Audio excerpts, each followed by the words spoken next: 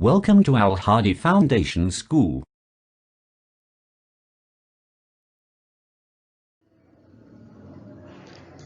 Assalamu alaikum dear students.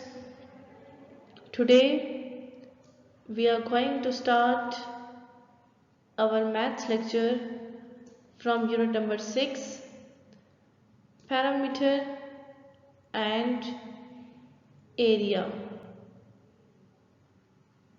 Parameter क्या होता है और एरिया क्या होता है। एरिया आपके पास कोई भी एक ऐसी जगह होती है जो कोई भी एक चीज़ जगह घेरती है। फॉर एग्जांपल कोई भी आपके पास चीज़ है, जितनी जगह वो लेगी उसको आप एरिया कहेंगे, ठीक है। पैरामीटर और एरिया में फ़र्क क्या होता है। पैरामीटर एरिया जस्ट वो होता है जिस जगह पे वो चीज़ रखी गई होती है। पैरामीटर आपके पास होता है उसका पूरा रकबा, उसके इर्द गिर्द जो उसकी पूरी जगह होती है उसको हम कहते हैं parameter. So let's start. In this unit, students will learn to differentiate between parameter and area. Parameter और एरिया के दरमियान फ़र्क करना क्या होता है। Find the parameter of a square and rectangle. एक स्क्वायर का और एक रेक्टेंगल का पैरामीटर कैसे फाइंड करेंगे। Find the area of a square and rectangle. एक स्क्वायर और रेक्टेंगल का एरिया कैसे फाइंड करेंगे। Find the area of composite shapes. Composite shapes क्या होती हैं। एक शेप के अंदर बहुत सी शेप्स हों उसको हम क्या कहेंगे, कंपोजिट शेप्स, एक से ज़्यादा शेप्स, ठीक है। इसके बेसिक्स क्या हैं। पैरामीटर और इस यूनिट में पैरामीटर और एरिया में डिफ्रेंशिएट करना, स्क्वायर और रेक्टेंगल्स के एरिया और पैरामीटर फाइंड करना और कंपोजिट शेप्स का एरिया फाइंड करना। You have already learned to identify the perimeter of a square and rectangle using a centimeter grid. वो कहते हैं कि सेंटीमीटर के ग्रिड्स में रेक्टेंगल और स्क्वायर्स का पैरामीटर फाइंड करना आप जानते हैं। To identify the area of a square and rectangle using centimeter grid. इसी तरह जिस तरह से आप स्क्वायर का पैरामीटर सेंटीमीटर ग्रिड में जानते हैं, इसी तरह रेक्टेंगल का भी आप इससे पहले कॉन्सेप्ट ले चुके हैं।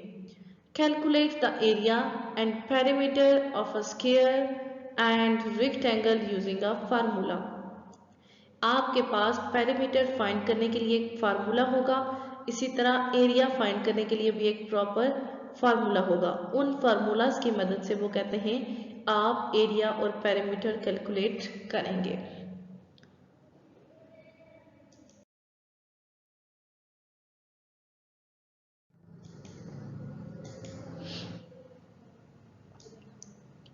First of all parameter. Parameter आपके पास क्या होता है। We have already learn that parameter is the boundary of a closed shape. आप देखें कोई भी जो आपके पास क्लोज्ड शेप होती है, एक शेप, उसकी जो बाउंड्रीज होती हैं, मीन्स कि उसके एंडिंग और स्टार्टिंग पॉइंट्स, जैसे मैंने आपको बताया, फॉर एग्जांपल आप एक अगर प्लॉट ले लें, उस प्लॉट पे आप एक घर बनाते हैं, जो जगह वो घर खुद लेगा उसको हम उस घर का एरिया कहेंगे, और पूरे प्लॉट का जो रकबा होगा, पूरा प्लॉट जो होगा उसकी जो बाउंड्रीज होंगी, जहां से वो प्लॉट स्टार्ट होगा, उसको हम पैरामीटर कहेंगे। To find the parameter we simply add all the sides of the boundary. हम पैरामीटर फाइंड करने के लिए उसकी जितनी भी साइड्स होती हैं, बाउंड्रीज होती हैं, उनको ऐड कर लेते हैं। Look at the figure given below. इस फिगर को देखें जो कि नीचे दी गई है। Drawn in a grid made up of unit squares. अब आपके पास जो ग्रिड्स गिवन होंगे वो सेंटीमीटर में होंगे या सेंटीमीटर स्क्वायर्स में होंगे। ये आपके पास तमाम ग्रिड्स यूनिट स्क्वायर्स मीन्स के सेंटीमीटर में है, ठीक है, 1 centimetre.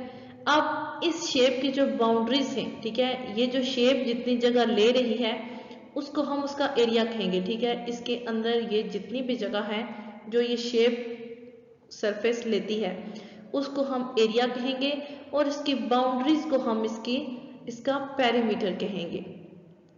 Count the unit length along the boundary of the shape. Shape की बाउंड्रीज की यूनिट लेंथ को हम काउंट करेंगे। The perimeter of the given shape is 12 unit square. आपके पास जितने इसके बाउंड्री के यूनिट स्क्वायर्स होंगे आप उनको ऐड करेंगे तो आपके पास सिंपली उसका पेरीमीटर आ जाएगा।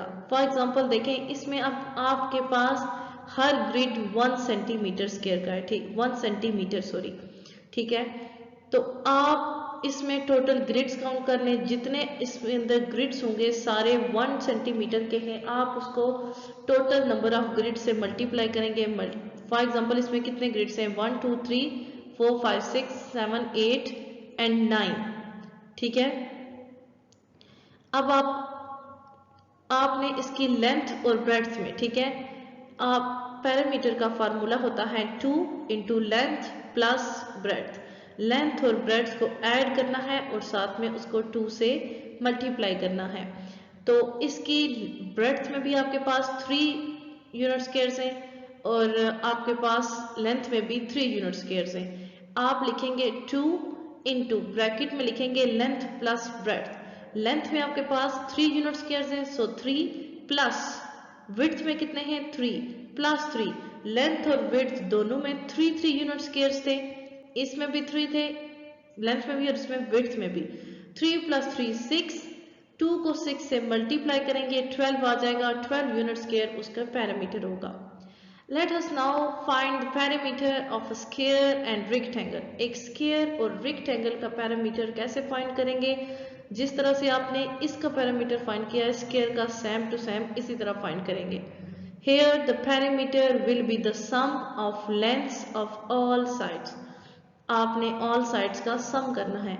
आपको पता है कि स्क्वायर की तमाम साइड्स इक्वल होती हैं, सो आप इस तमाम साइड्स की जितनी भी आपके पास लेंथ्स होंगी आप उनको ऐड कर लें। इसकी 4 सेंटीमीटर है तो इट मीन्स बाकी सब की भी 4 सेंटीमीटर ही होगी। 4 सेंटीमीटर को 2-4 दफ़ा लिखने के बजाय आप इस तरह भी कर सकते हैं 2 इंटू लेंथ प्लस ब्रेड्थ। आप लिख सकते हैं लेंथ कितनी है दोनों तरफ 4, ब्रेड्थ कितनी है 4, 4 प्लस 4 8, उसको 2 से मल्टीप्लाई करेंगे आपके पास आंसर आ जाएगा 16 सेंटीमीटर। या सिंपली आप इसको अलग अलग लिख के इस तरह से भी ऐड कर सकते हैं। Perimeter of rectangle. रेक्टेंगल का पेरीमीटर कैसे फाइंड करेंगे? अब इसकी आपको पता है कि लेंथ और ब्रेड्थ, दोनों लेंथ्स और दोनों ब्रेड्थ्स एक दूसरे के इक्वल होती हैं। लेंथ और ब्रेड्थ इक्वल नहीं होती, दोनों लेंथ्स और दोनों ब्रेड्थ्स। तो आप इसको भी उस फार्मूले की मदद से अगर करें 2 लेंथ प्लस ब्रेड्थ, 2 बाय लिखेंगे, लेंथ है आपके पास 5 सेंटीमीटर, 8 है आपके पास ब्रेड्थ प्लस 8 सेंटीमीटर, 5 प्लस 8 13, 13 को आप 2 से मल्टीप्लाई करें 26 सेंटीमीटर आंसर आ जाएगा अगर आप फार्मूले की मदद से करें। इस तरह से आप अलग अलग अगर लिख के करेंगे तब भी आपके पास आंसर यही आएगा। Now look at this rectangle, it is made up of 10 small squares। इस रेक्टेंगल में 10 स्मॉल स्क्वायर्स बनाए गए हैं with each side equal to 1 centimetre, जिसकी हर साइड, हर स्क्वायर की साइड 1 सेंटीमीटर के इक्वल है। There are 2 rows of 5 squares, 5 squares की 2 रोज बनी हुई हैं, ठीक है। There is a simple way of finding the perimeter of a rectangle। Rectangle का या स्क्वायर का आपने अगर पेरीमीटर फाइंड करना है तो उसका सिंपल वे यही है, उसको फार्मूले की मदद से करें। To find the perimeter we add length and breadth and multiply the sum by 2। Length और ब्रेड्थ दोनों को ऐड करें और उनके सम को 2 से मल्टीप्लाई कर दें।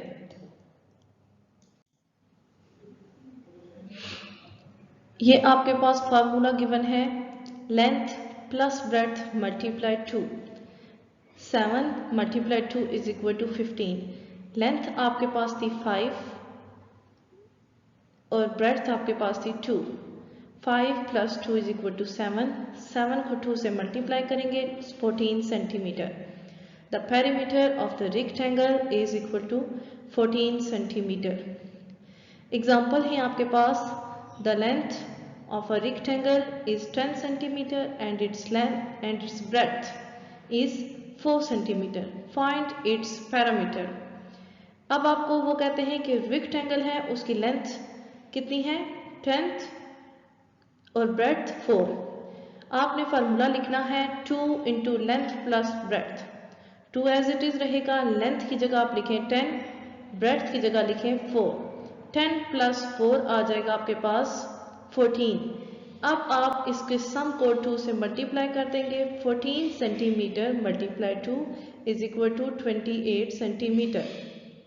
The perimeter of the rectangle is 28 centimeter. We can find the length of a rectangle if the perimeter and the breadth of rectangle is given. हम एक rectangle के पैरामीटर उसी वक्त फाइंड कर सकते हैं जब हमारे पास लेंथ और ब्रेड्थ दोनों गिवन होंगी, क्योंकि फार्मूला में हमारे पास लेंथ भी चाहिए होती है, ब्रेड्थ भी चाहिए होती है.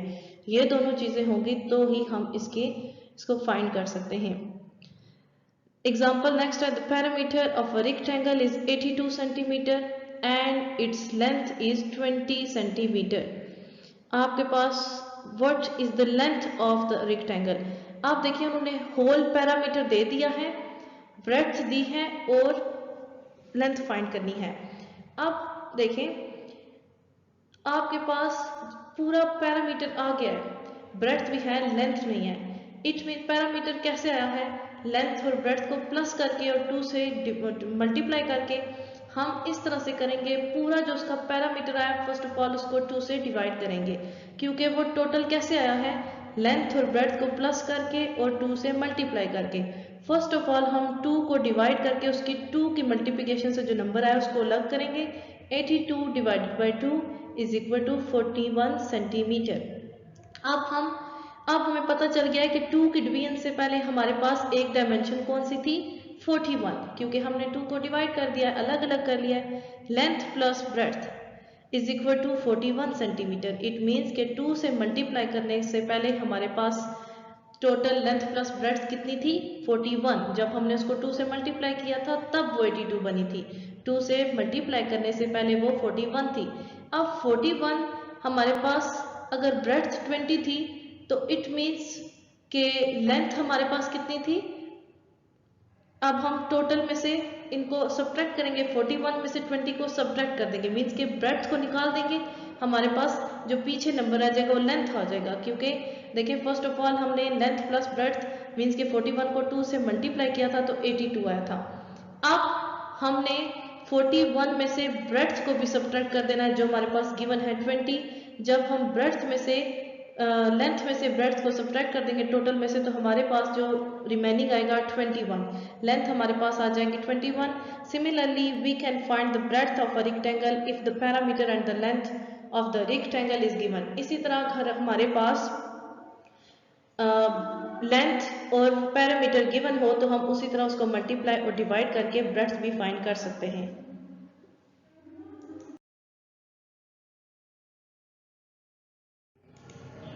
नेक्स्ट आपने ये एग्जाम्पल खुद करनी है, आपकी बुक पे पेज नंबर 137 पे सॉल्व है. आपने जस्ट इसको यहाँ से देख के समझ लेना है, उसी तरह होगी जैसे हमने प्रीवियस 2 एग्जाम्पल्स मैंने आपको भी समझाई हैं. ठीक है. नेक्स्ट टॉपिक है आपके पास एरिया. हमने अभी इससे पहले पैरामीटर के बारे में पढ़ा, अब हम पढ़ेंगे एरिया के बारे में. What is area?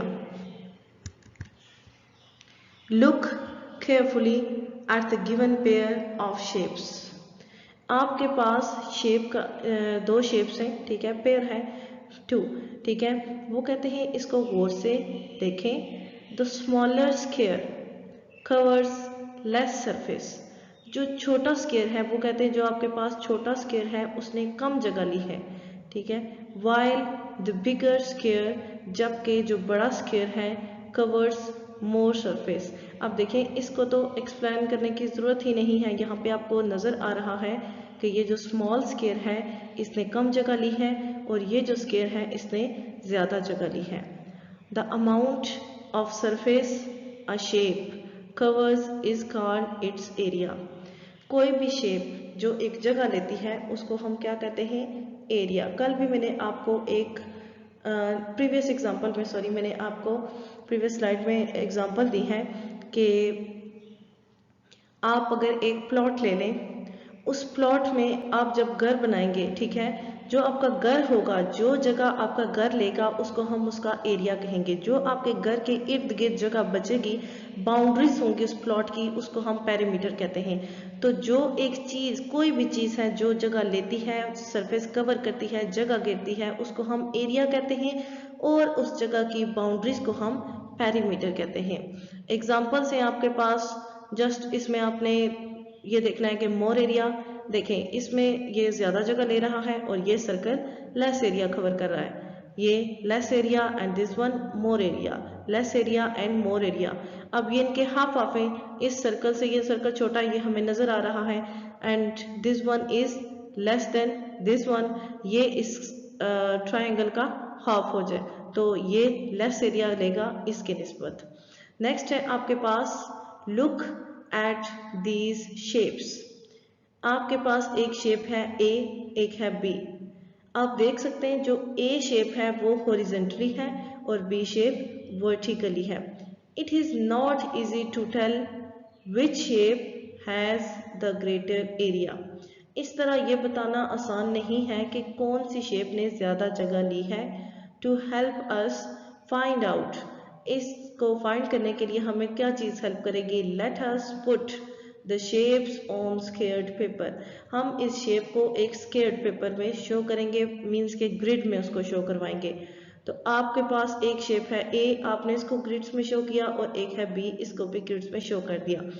अब ए कितने स्क्वेयर्स को कवर करेगी? 1 2 3 4 5 6 एंड 7. यहाँ पे जितनी इसकी लेंथ थी हमने उतनी ही इसकी लेंथ यहाँ पे रख ली और इसने 7 स्क्वेयर्स 7 सेंटीमीटर. आपको बताया था कि पहले भी कि जो ये ग्रिड्स हैं ये सेंटीमीटर स्क्वेयर्स में हैं, ठीक है. तो ये 7 स्क्वेयर्स को कवर करती है. एंड दिस वन, ये आपको नजर आ रहा है, ये 2 2 है और 4 लाइन्स है, सो ये 8 को कवर करती है. How many square does each shape cover?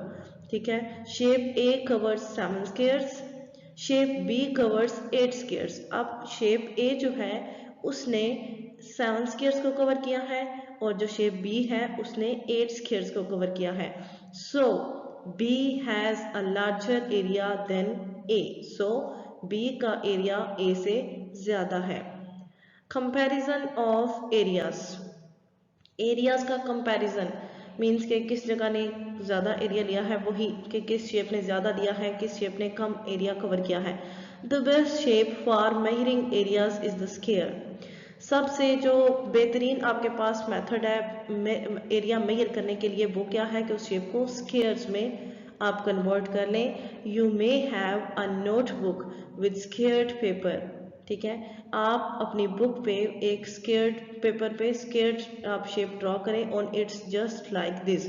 Means कि अगर आपके पास फर्स्ट ऑफ ऑल आप एक ग्रिड्स का टेबल बना लें, उसके अंदर अपनी शेप्स को ड्रॉ करें, आपको पता चल जाएगा कौन सी शेप कितने आपके पास कवर्स ग्रिड्स को कवर करेगी. The area of this shape is 8 squares. इस शेप में आपके पास 8 ग्रिड्स हैं. The area of this shape is 6 squares. इस शेप में आपके पास 6 स्क्वेयर्स हैं. अगर आप इसको इसमें शो करवाएं तो यहाँ पे ये 8 ग्रिड्स लेगी और दूसरी शेप 6. तो ये हमें पता चल जाएगा कि इसका एरिया और पेरीमीटर इससे ज्यादा है सेकंड वन से. ओके स्टूडेंट्स, आज के लिए इतना ही काफी है. नेक्स्ट लेक्चर में हम एरियाज के कुछ यूनिट्स, एरिया का यूनिट क्या होता है, किस यूनिट में हम काम करेंगे, और ग्रिड्स की मदद से हम शेप का, किसी भी शेप का पेरीमीटर कैसे फाइंड करेंगे, ये चेक करेंगे. आज के लिए इतना ही काफी है. ओके, अल्लाह हाफिज.